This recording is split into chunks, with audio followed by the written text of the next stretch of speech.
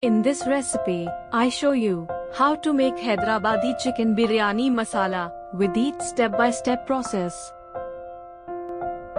Here I show you all ingredients of biryani masala, which you can download from the description box in the below segment.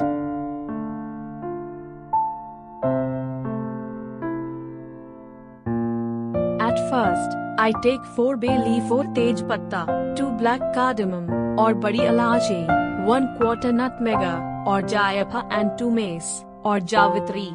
Now I stirring it for few minutes on a low flame and make it dry. Roast the spices all until they begin to smell good. In the next part, I add 2 star anise or chakkar phool, 8 cardamom or ilachi, half a teaspoon cloves or lavang, 2-inch cinnamon stick or dalchini, half a teaspoon cubeb or kebab chini. Now, I stirring it for few minutes on a low flame and make it dry.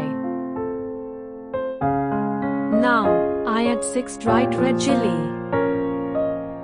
1 teaspoon black pepper or kali mirch, half a tablespoon white pepper or saphed mirch, 1.5 tablespoon coriander seeds or dhania seeds, 1 tablespoon cumin or jeera, 1 teaspoon fennel seeds or saunf. After then, I stirring it for few minutes on a low flame and make it dry.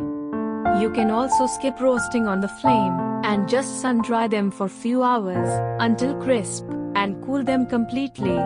This step will increase the shelf life of this biryani masala. Now, add them to a blender jar or spice jar and make a fine powder. You can keep it in an airtight container or freeze it for a year without losing its flavor and taste.